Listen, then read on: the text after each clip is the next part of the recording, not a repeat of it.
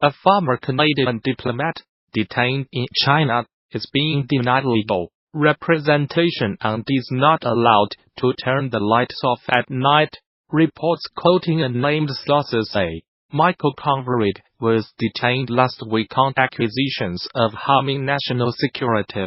Canada drew Chinese protests after it arrested an executive at telecoms giant Huawei at the request of the United States. China says it has guaranteed Mr. Kovrig's lawful rights. He is not allowed to apply for bail and not allowed to see a lawyer, one source told Reuters news agency, adding that Korvig was being held at an undisclosed location and being questioned every morning, afternoon and evening. He is not allowed to turn off the lights when he tries to sleep at night. The person added, he is physically all right, but tired and stressed, a source told the Financial Times. Physically, he does not appear mistreated. China denied Mr. Kovrig was being mistreated. We have already said that China has, in accordance with the law, guaranteed Michael Kovrig's lawful rights and humanitarian treatment, and has provided Canada with necessary help to carry out normal consular work.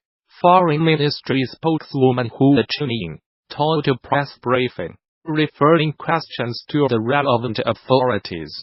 Canada only gained consular access to Mr. Kovrig at a police station on 14 December, when he was visited for half-an-hour by the Canadian ambassador and two other Canadian diplomats. The sources said, Meng extradition's Kovrig was arrested at about 22:40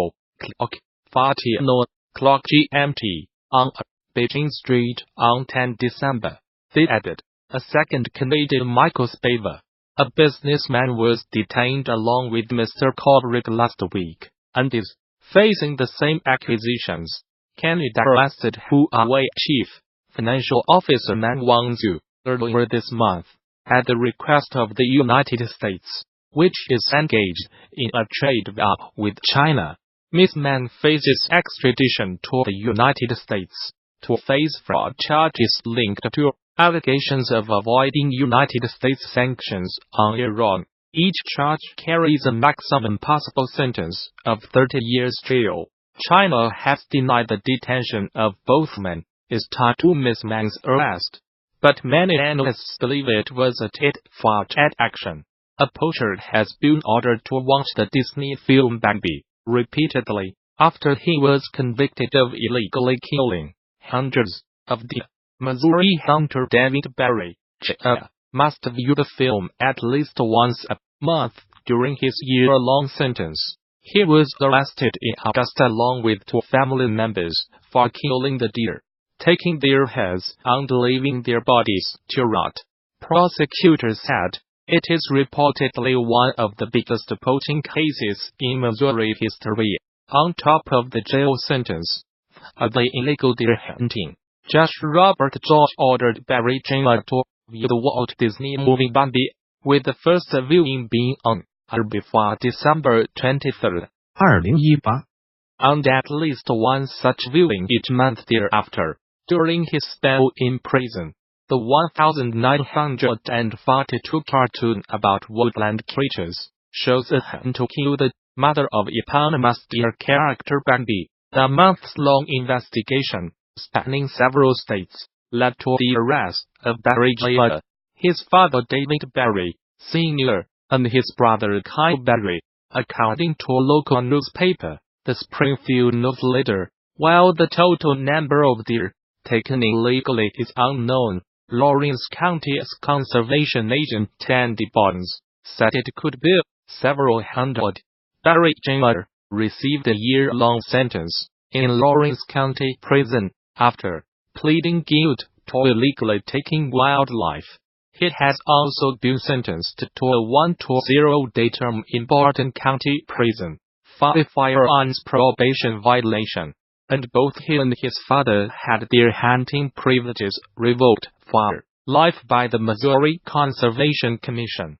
Two Scandinavian women tourists have been found dead in Morocco, with cords to their necks the country's interior ministry said.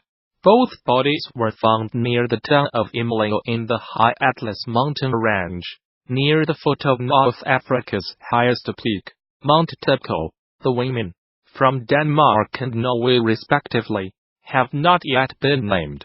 A police investigation has been launched into their deaths, the Interior Ministry statement said. The United States military says it has killed 62 fighters from the Islamist group al-Shabab in 6 airstrikes in Somalia. 5 airstrikes on Saturday killed 32 militants, and a further 2 on Sunday killed 28, it said in a statement. These were the deadliest air attacks in Somalia since November 2017, when the United States said it had killed 100 militants. Somalia has seen a sharp increase in the number of airstrikes and casualties since President Donald Trump took office in the United States in January 2017.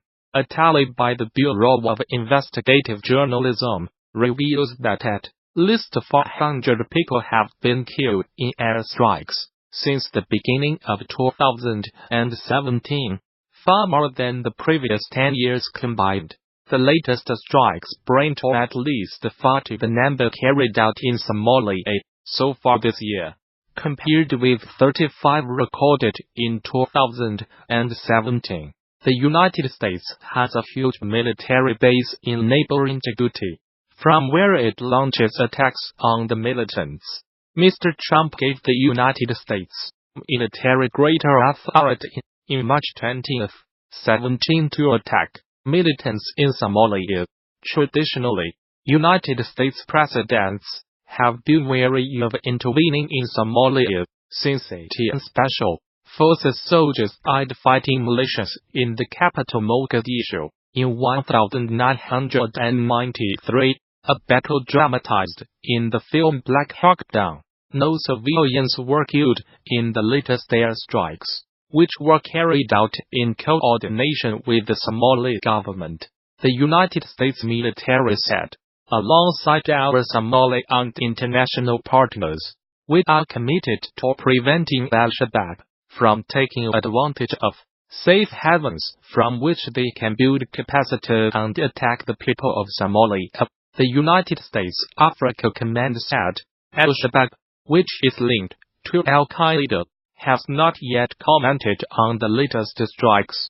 Somalia-based security think tank the Firearms Institute said in a report published in November that al-Shabab had been forced to change tactics following the upsurge in airstrikes.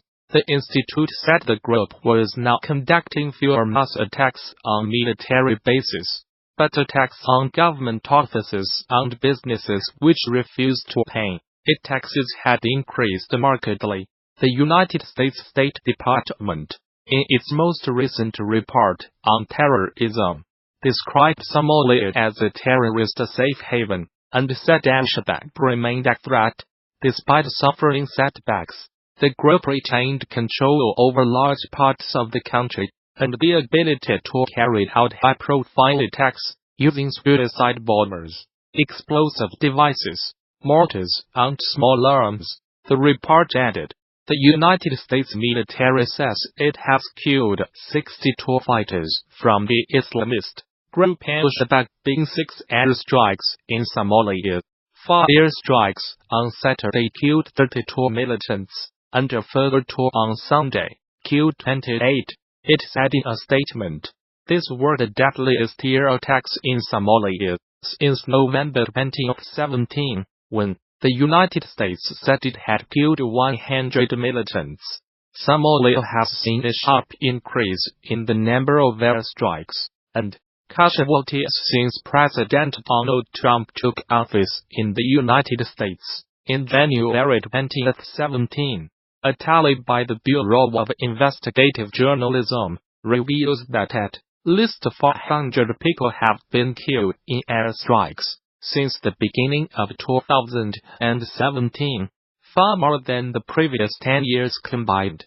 The latest strikes bring to at least 40 the number carried out in Somalia so far this year, compared with 35 recorded in 2017. The United States has a huge military base in neighboring Djibouti, from where it launches attacks on the militants. Mr. Trump gave the United States military greater authority in March 2017 to attack militants in Somalia. Traditionally, United States presidents have been wary of intervening in Somalia, since it and Special Forces soldiers died fighting militias in the capital Mogadishu in 1993, a battle dramatized in the film Black Hawk Down. No civilians were killed in the latest airstrikes, which were carried out in coordination with the Somali government, the United States military said. Alongside our Somali and international partners,